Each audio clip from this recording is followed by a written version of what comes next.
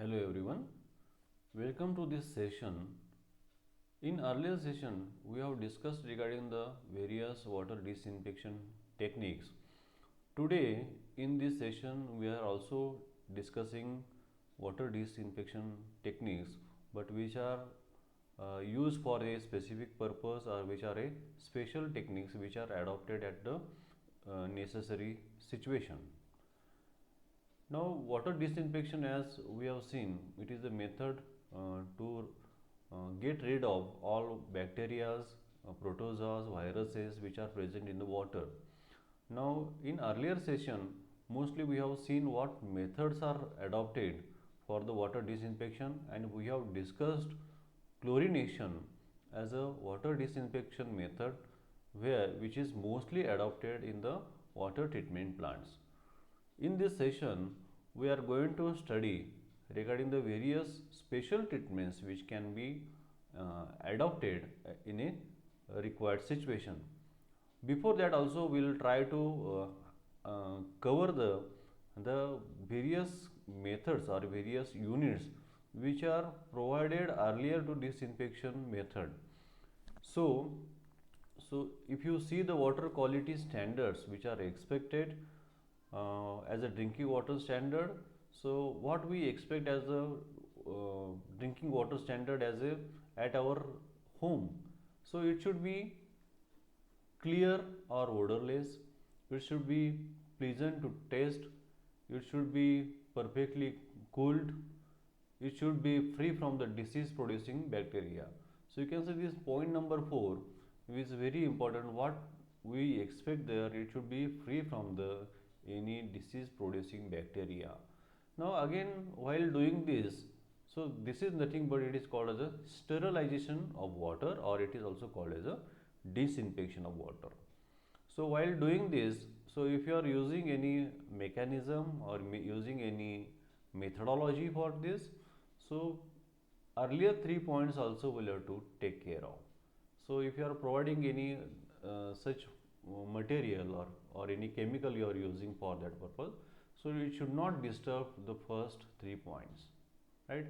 Also, what we expect as a water quality standard, turbidity should not exceed 10 ppm, then it should be free from the dissolved gases like H2S, it should be free from minerals such as Pb, As, Cr or Mn salts.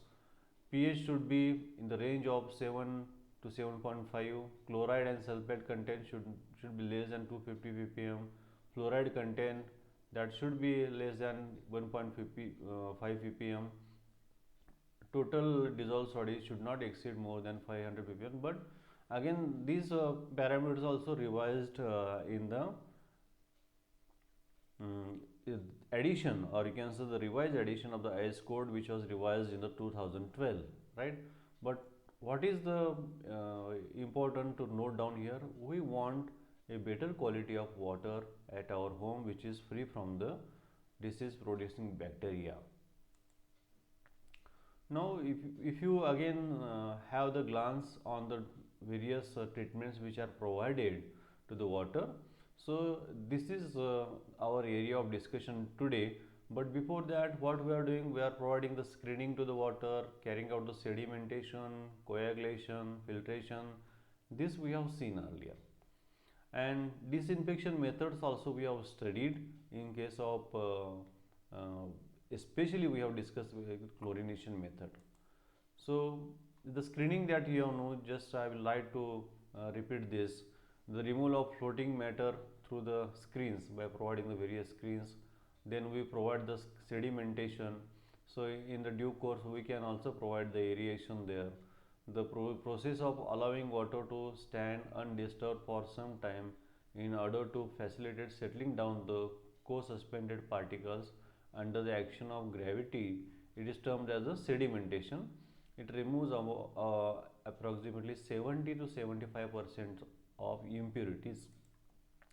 Then we can provide coagulation, the process by which fine suspended and colloidal particles are removed from the water by addition of the suitable chemicals. Okay, so all this reaction that we have seen, there are various types of coagulants are which are used here. Generally aluminum sulfate, sodium aluminate, ferrous sulfates, these are used as coagulants.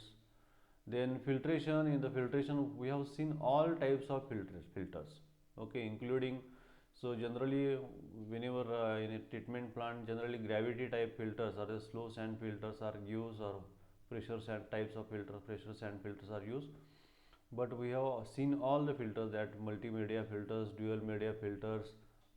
Okay, so what is filtration? The process of removing the remaining colloidal matter or most of bacteria and other microorganisms by passing the sedimented water through the suitable filters. Now again, intention behind to repeat this particular part is that this particular filtration process also helps to remove the bacteria. So because while filtration, so here this on the this filtering media is some layer is formed, and that layer is also improving, or you can say helping or boosting the disinfection by removing most of the bacteria and other microorganisms while passing through that. So this is also reducing some part of the bacteria. Now we come to this disinfection or sterilization. Now actually you know that the process of killing the infective bacteria from water, making it safe to the users, it is called as a disinfection. Now it does not mean that total destruction of the all living or medium, you can say, treated, because sterilization means total destruction actually. Then here also we have to remember, we have to select the proper good disinfectants, right? And also we have to decide the various methods of disinfection. So generally various methods are used. Apart from here, these are boiling the water, chlorination, by ozone, by ultraviolet radiation. So many methods are there. So generally the methods which are used in the this disinfection process, those are by boiling the water, which are at the user end generally. Then by using the ultraviolet rays, by the use of iodine, bromine, by use of ozone, by use of the excess lime, by using potassium permanganate, by treatment of silver and electrolyte process, and also there are some additional processes also there.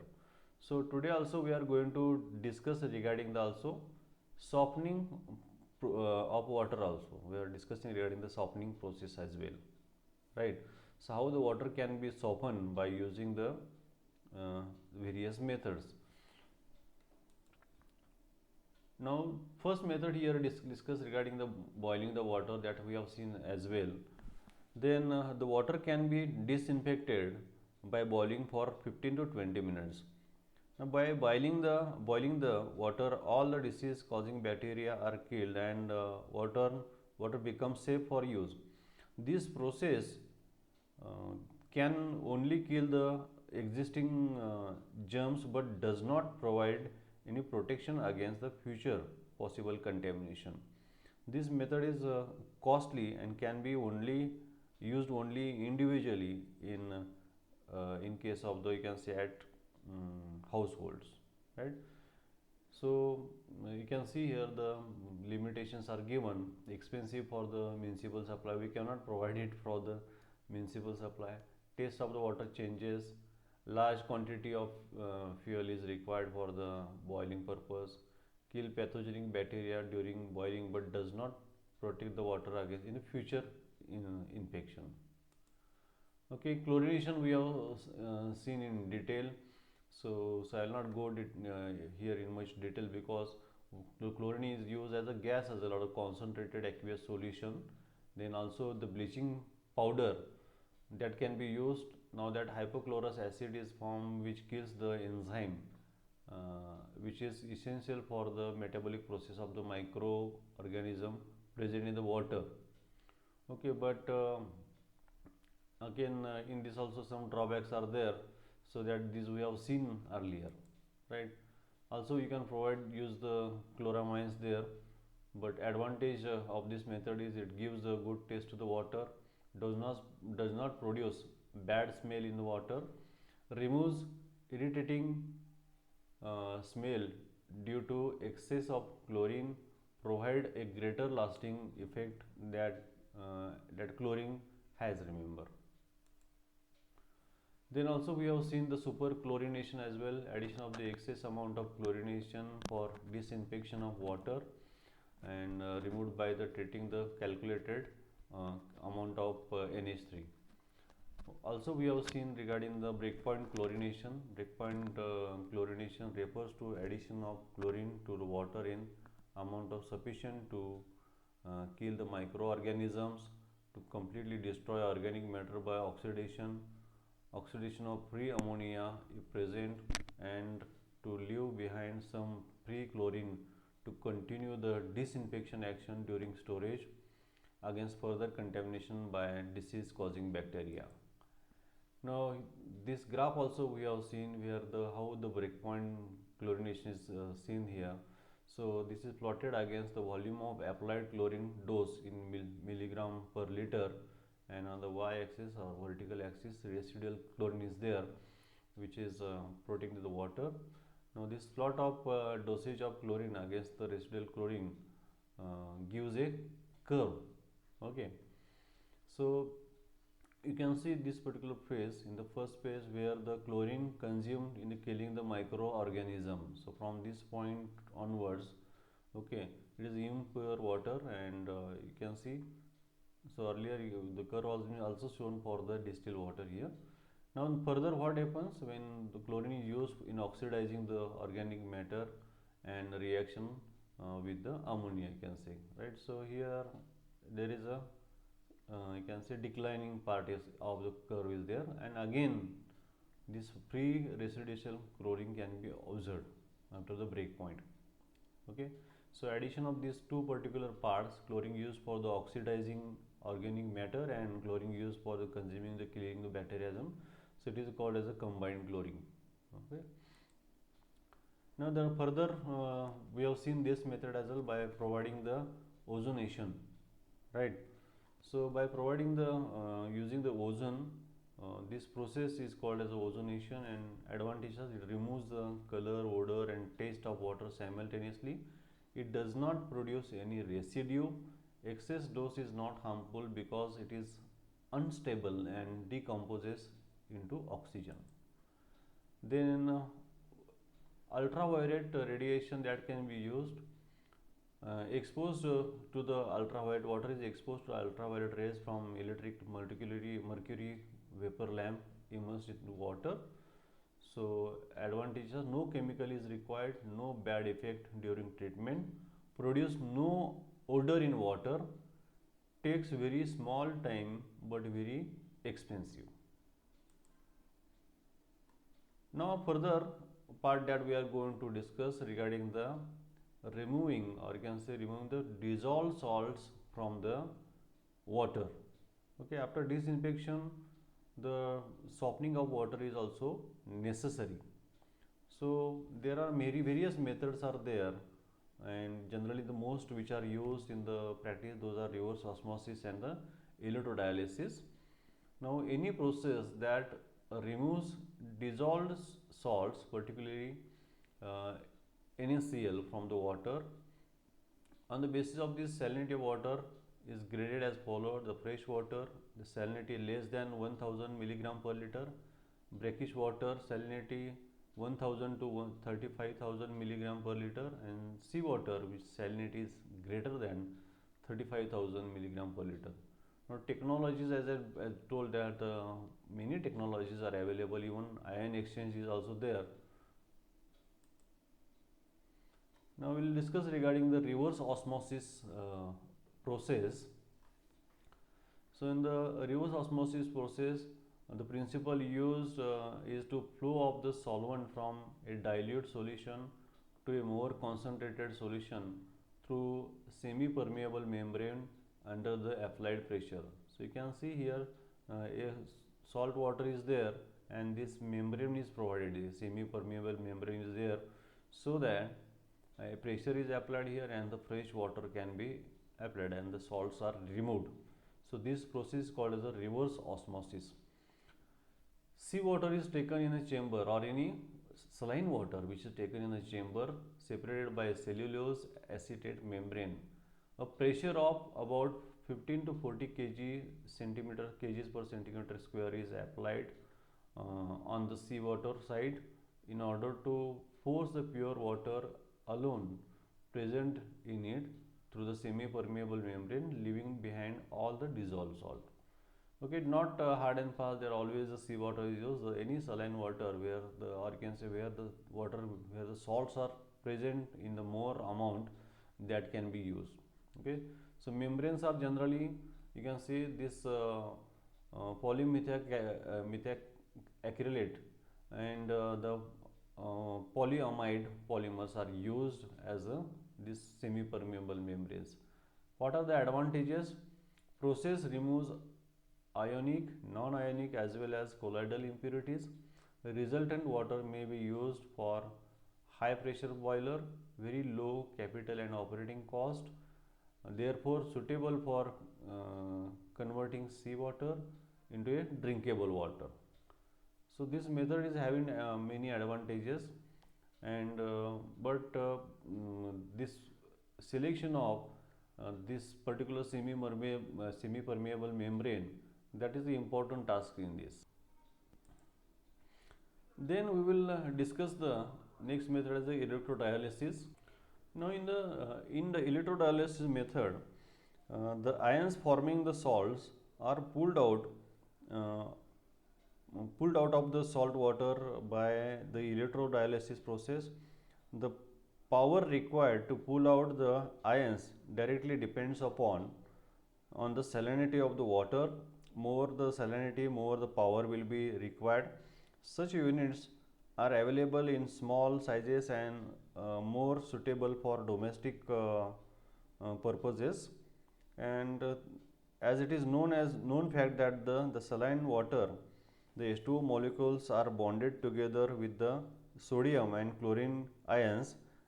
The hydrogen bond between the H2O molecules and Na plus and Cl minus ions are to be broken for separating the salt from the saline water. When an electric current is passed through the salt solution, the sodium and chlorine ions are separated from the water molecules and start moving. The positive charged sodium ions Na plus start moving towards a negative pole, cathode, which is called as a cathode. The negative charged chlorine ions start moving towards the positive poles, which is called as the anode. Now if the cations and anions are allowed to separate in different compartments, they are collected there and the water becomes free from them. So you can, in the picture you can see this particular how this method is used and how the charges are using it. So you can find the anode is there and cathode is here. Okay, so by using this methodology, the better water can be obtained which is free from the salt. So also this method is having the many advantages, as it is a most compact method. Also the cost of the installation of the plant and operation it is somewhat economical, and if 100% purification is not required, this is the best method. And if electricity is easily available, okay, this is the best suitable method. So as the important 3 points we can highlight here: the compact equipment, installation is economical, and cost of operation depends upon the cost of electricity. So these 3 points are important when we are discussing regarding this method. Then again, the softening of the hard water by using the external treatment, lime soda process is there, zeolite method is there, ion exchange process is there, mixed bed demineralization processes are there. So by using this method, the water can be softened. Now lime soda process. Now this is an important method. What is the principle? The lime soda process involves the chemical conversion of all soluble hardness causing salts by addition of soda Na2CO3 and the lime CaOH2 into a soluble precipitates which could easily removed by settling and filtration. Now the functions of lime are it removes temporary hardness, permanent magnesium hardness, okay, dissolved FeAl salts, dissolved CO2 and H2S gases, free mineral acids present in the water. Okay, these are the various reactions which are actually observed during the process during the removal of temporary calcium and magnesium hardness. Okay, so where these reactions are observed, and also the removal of permanent magnesium hardness. Okay, so the products you can observe here in this case. So how the addition of these compounds and how to remove this particular hardness, so these reactions reflect. Also these reactions which are showing the removal of dissolved Fe and Al salts. So on this right hand side you can see which are the balancing equation. So you can find here on side how it is removed, right. The next reactions are again showing the removal of dissolved CO2 and H2S, so from this water. And last two reactions are focusing the removal of free mineral acid from the water. Then regarding this functions of the further we can see soda during removal of this MgFeAl3, this HCl and H2SO by lime, permanent calcium of hardness is introduced in the water due to formation of calcium salts. The permanent calcium hardness thus introduced on account of the treatment of water with the lime, and the permanent calcium hardness already present in the water before lime treatment are removed by the soda, right. So you can find out this on the right side of these equations. So more concentrating on this CaCl2 plus Na2CO3, this is the introduction of this, and what is happening on the right side, you are forming the CaCO3 plus 2 NaCl, okay, and you can see here. So if you are using CaSO4 plus Na2CO3, so again you can see the same compounds are here, CaCO3 and plus Na2SO4. The chemical reactions involved in the lime soda process are quite low. Moreover, the precipitates formed particularly of CaCO3 and MgOH2 are fine and have tendency to form supersaturated solutions. This results in after deposition of these precipitates later in the pipes and boiler tubes, leading to their clogging and the corrosion. Now some essential points to overcome above problem: that thorough mixing of the chemicals and water, allowing the proper time and completion of the reactions, the use of accelerators such as active charcoal and other materials, the use of coagulants such as alum or NaAlO2. The process further can be divided into two types: cold lime process and hot lime process. Hot soda process is there. So you can find a continuous cold lime soda softener, which is forming a vessel is there.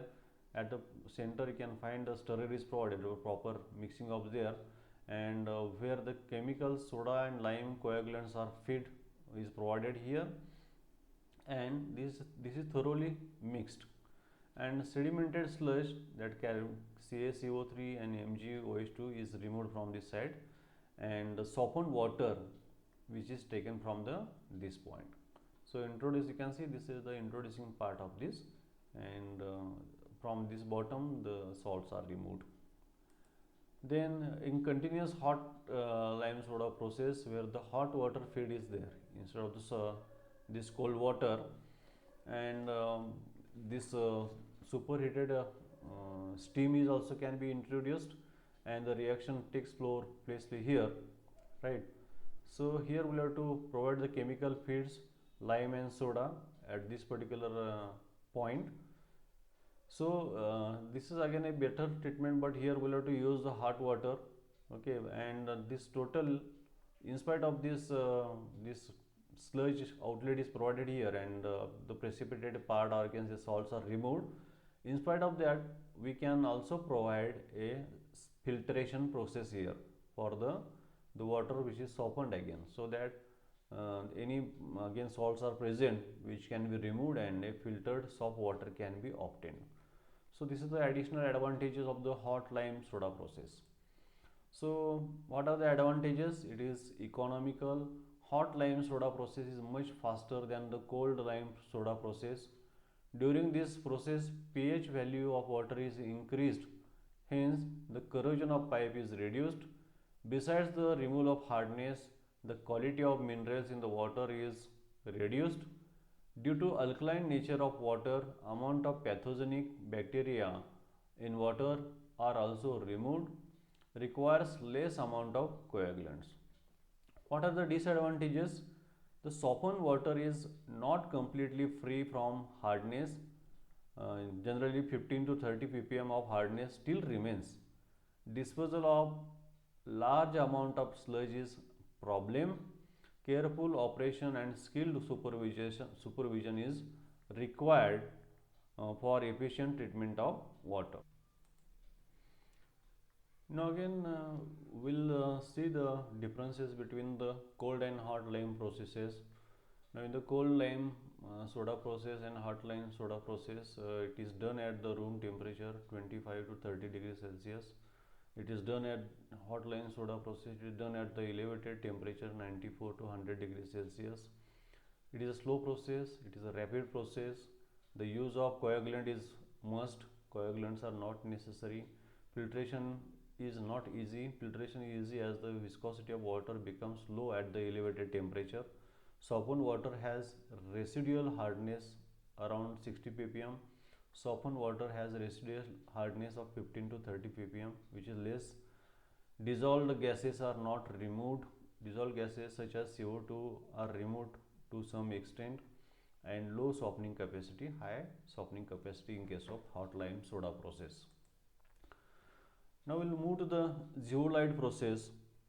Now in the zeolite process, zeolites are the hydrated sodium aluminosilicates. Okay, so this is a formulation. They are worked as a water softeners by replacing the calcium and magnesium ions water with the sodium ions in a zeolite. Now this zeolite process is generally also called as a cation exchange process. The process depends on the ability of a certain insoluble substances, mainly silicates, to exchange the cations with other substances dissolved in water. The hard water is passed through the a bed of zeolite sand. Complex silicates of the aluminum and sodium. While passing through it, calcium and magnesium cation gets replaced by sodium from the exchanger, and the water becomes soft. So you can see the zeolite, it is a natural zeolite and a synthetic zeolites are also available. Natural zeolites are non-porous, amorphous and durable. Synthetic zeolites are gel-like structures, generally porous. So this is showing the structure of a micropores present in the zeolite. So this is a pressure filter type of operation is there, zeolite softener, where hard water is introduced, and you can see this particular material is provided here, and the softened water is removed.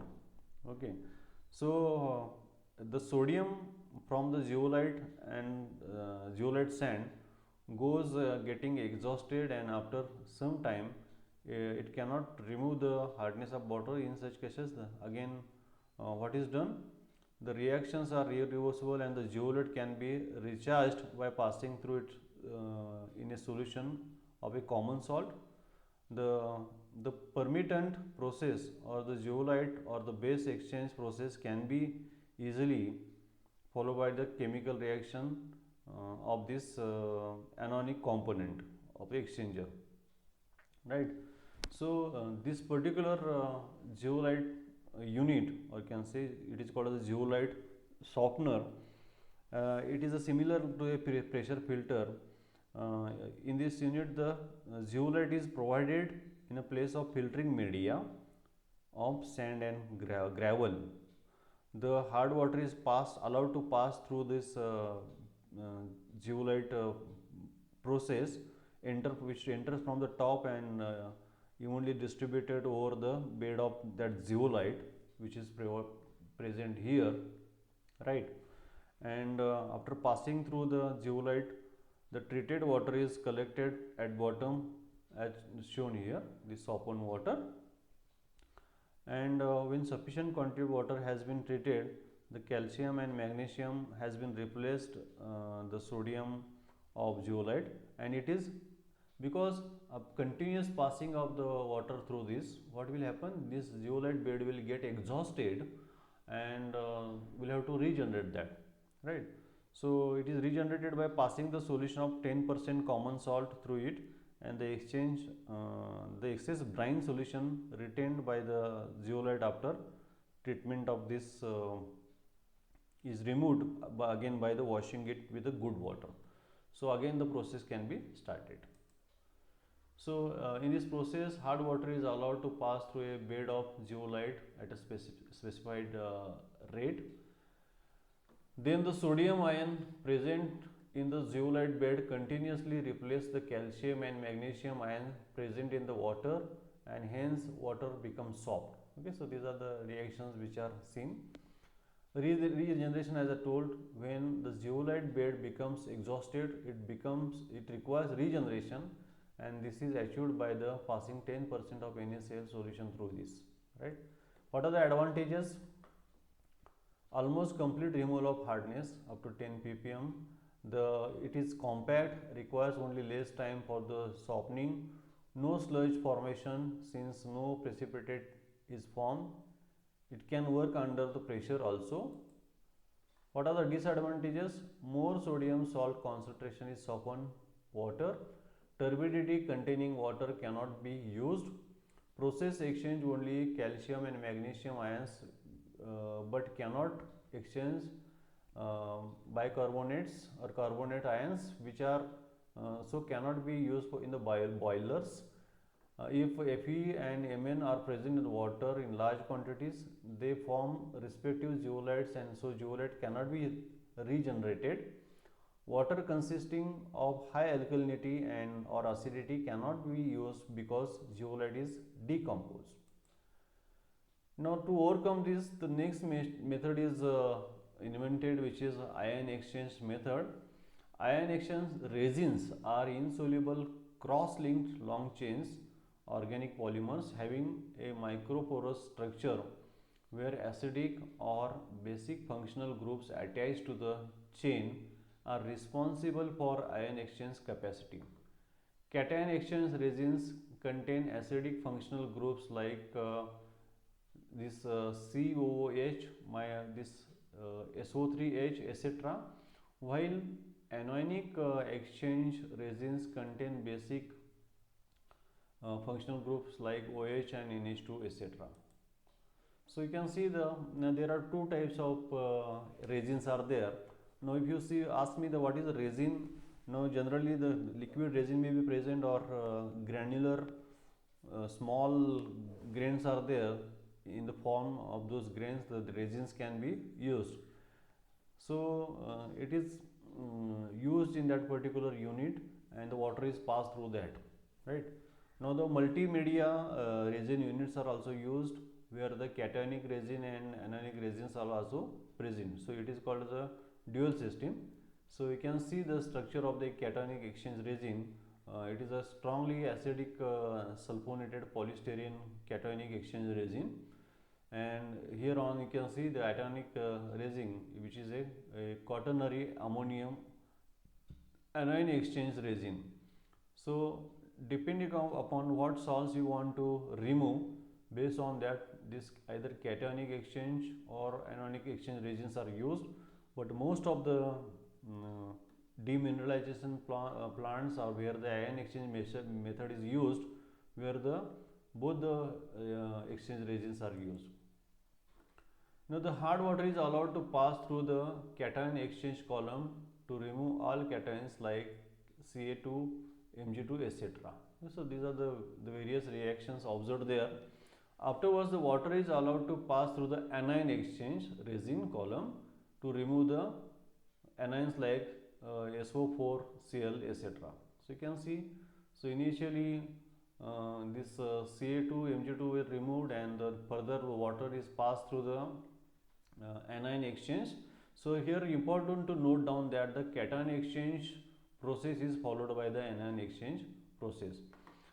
The H plus and OH minus ions so produced from the cation and anion exchange resins combined to become the water. Water thus coming out of from the ion exchanger will be free from both cations and anions, and hence called as a demineralized water. Now again, as we have seen in the zeolite process, this anion or cation exchange layers, or you can say the columns, are exhausted, and we'll have to regenerate that. So regeneration is necessary. So exhausted cationic resin is regenerated by treating with a moderately concentrated HCl or H2SO4. It is passed through that and the salts are removed. And exhausted anionic resin is regenerated by treating the moderately concentrated NaOH solution. So please remember this, how regeneration is carried out of the ion exchange process. Again, you can see this is a ion exchange purifier, or it is called as a softener, where this hard water is introduced here. Initially can find here this cation exchange resin is there. So water is passed through that. Okay, whatever the wastes are there which are removing it here. Okay, so this is the one unit which is provided for the regeneration. Again, what will happen by continuous use of the hard water, this ion exchange layer that get exhausted, and the capacity to treat the water is reduced, and after some time we'll have to regenerate that. Then what is done, this solution is passed through that, so that all the salts which are present on the this resin surfaces, that is removed again, and the fresh resin grains, you can say, they are now ready to filter the water. Then the same thing is observed here as well. So after passing through this, again the water is passed through the anion exchange resin. Okay, where you can see earlier what we have seen, initially the calcium and magnesiums are removed, and in the next process the sulfates and chlorides are removed here in this section, in this particular can say compartment, right? So the same thing is there. Again, here also this layer may get exhausted, so for that the alkaline solution is provided here for the regeneration. So after passing these two processes, you will get the softened water, which is free from the both type of impurities, or you can say cations, calcium and magnesium, and anions like sulfates and chlorides. So this is the very popular method in the this removal of the salts. So what are the advantages of the process? This process may be used to soften the highly acidic and alkaline water. The resultant water of very low hardness, about 2 ppm, is suitable for the high pressure boilers. What is the limitation? Resin is quite expensive. That is the main problem of this, and hence the process is costly. On treating the turbid water, efficiency of the process is reduced. Now you can see this is very important. On treating the turbid water, efficiency of the process is reduced. So generally, if you see this ion exchange methods are used at the various plants, even you can see the water which is to be used in the sugar factories, or in the, you can say, which is used in the textile industries. So soft water is necessary. So to get the soft water for the various processes, ion exchange processes are used, but these ion exchange units, if you are using there, so you can also observe the filtering units are also there, where which are provided to remove the turbidity from that, so that the efficiency of the ion exchange unit can be you can see enhanced. Now again, apart from this, again one method is there where the mixed bed ion exchange method can be used, where the anion exchange resin and the cation exchange resin are formed in the mixed bed, right? So what is expected in the method, in this particular method, that it is a single cylindrical chamber containing of a mixture of anion and cation exchange resin bed. So the mixture is there, okay, instead of separate providing the separate units like this, cation exchange resin is separate, anion exchange is resin is separate. So what is done, both these resins are mixed together. When the hard water is passed through this bed, slowly the cations and anions of hard water comes into contact with the two kinds of resin many number of times, you can say. Hence, it is equivalent to the passing through hard water many number of times through the series of cation and anion exchange resins. The soft water from this method contains less than 1 ppm of dissolved salts and hence more suitable for the boilers. Okay, so you can see the hard water is introduced here. This is the mixed bed deionizer is there, and this is the demineralized water. So here again the regeneration is very important. Okay, so regeneration can be carried out twice. Okay, for the cation exchange resin and anion resin, for the both it is carried out. So you can see the mixed bed is back washed, which separates out the two resins as they possess different densities. Separately they are regenerated, then used freshly. So friends, these are the various methods which are used to demineralize water, get the softened water, this softening processes. So again there are many advancements are also there, so keep watch on that. So thank you very much for joining this session.